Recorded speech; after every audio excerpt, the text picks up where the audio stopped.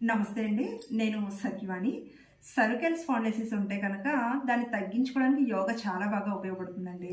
అయితే అంతకన్నా ముందుగా చేయవలసింది ఏంటంటే రిలాక్సేషన్. అంటే యోగాలో మనకి స్పెసిఫిక్ ఆసనాస్‌ని ఉపయోగించి మనం బ్యాక్ పార్ట్‌ని రిలాక్స్ చేయాలి. అయితే మనం బ్యాక్ రిలాక్స్ చేసామో అంతగా హీలింగ్ అనేది స్టార్ట్ అవ్వడం జరుగుతుంది. యాక్చువల్‌గా ఈ సర్వికల్ స్పాండిలైటిస్‌లో మనకి ఎలా ఉంటుందంటే మెడకి తల మోయడం కూడా కష్టంగా అనిపిస్తుంది. షోల్డర్ దగ్గర నుంచి హ్యాండ్స్ ఇలా వేలు చివరి వరకు కూడా చాలా అనీజీగా, నొప్పిగా, తిమ్మిరిగా అనిపిస్తూ ఉంటుంది. అయితే ఎప్పుడైతే మనం రిలాక్స్ చేసామో బ్యాక్ మజిల్ ఫ్రీ అయిపోతుంది. బ్యాక్ స్పైనల్ డిస్క్ ఇవన్నీ కూడా ఫ్రీ అయిపోయి రిలాక్స్ అయిపోవడం జరుగుతుంది.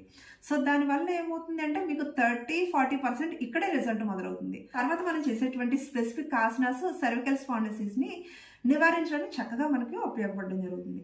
సో ఫస్ట్ వన్ చేయవలసిన పని ఏంటి అంటే బ్యాక్ పార్ట్‌ని రిలాక్స్ చేయడం.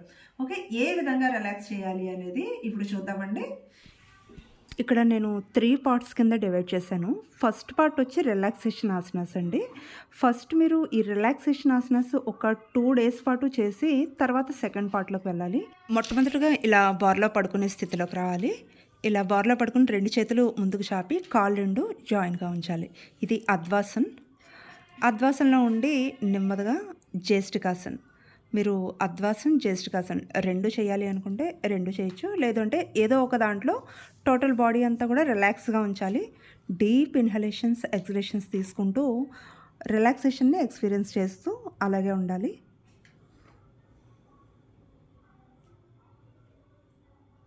నెక్స్ట్ వన్ ఒక తలగడ తీసుకోండి. ఒక తలగడ తీసుకుని ఈ విధంగా తల డౌన్ అయ్యే విధంగా వెనక్కి అలా పడుకునే స్థితిలోకి వస్తారు. కాళ్ళు 2 దూరంగా ఉంచి, చేతులు 2 దూరంగా ఉంచి కంప్లీట్ రిలాక్స్‌గా ఉండాలి. బాడీ మొత్తం లూజ్‌గా ఉంచాలి. ఎక్కడ కూడా టైట్ చేయొద్దు. కంప్లీట్‌గా రిలాక్స్‌గా ఉండి నెమ్మదిగా ప్రశాంతంగా శ్వాస తీసుకుని శ్వాస విడిచిపెడుతూ ఉండాలి.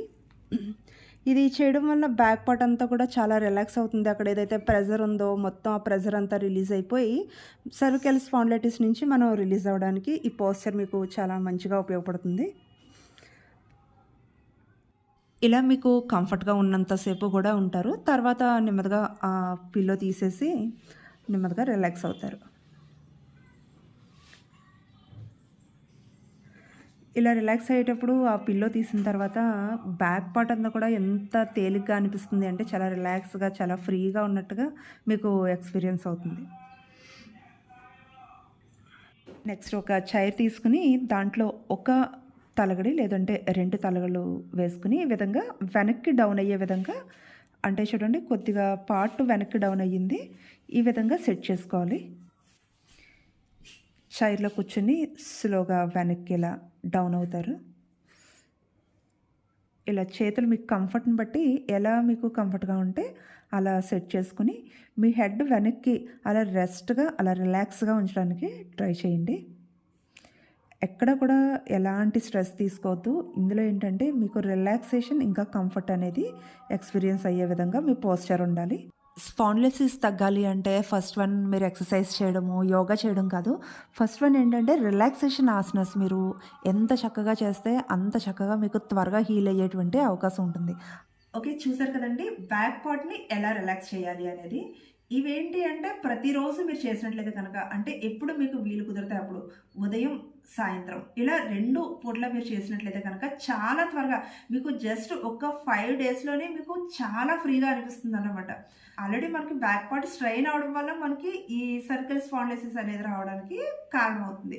సో ఎప్పుడైతే మనం రిలాక్స్ చేసామో అక్కడ ఉన్నటువంటి డిస్క్ మీద ఉన్నటువంటి ప్రెషర్ కావచ్చు, స్పైనల్ మీద ఉన్న ప్రెషర్ మొత్తం రిలీజ్ అయిపోయి తేలికైపోయేటువంటి అవకాశాలు ఉంటాయన్నమాట. ఓకే. ఈ వీడియో మీకు నచ్చిందనుకుంటున్నానండి. నచ్చినట్లయితే కనుక తప్పకుండా నా ఛానల్‌ని సబ్స్క్రైబ్ చేయండి. ఇంకా మీకు తెలిసిన వారికి కూడా షేర్ చేయండి, లైక్ చేయండి.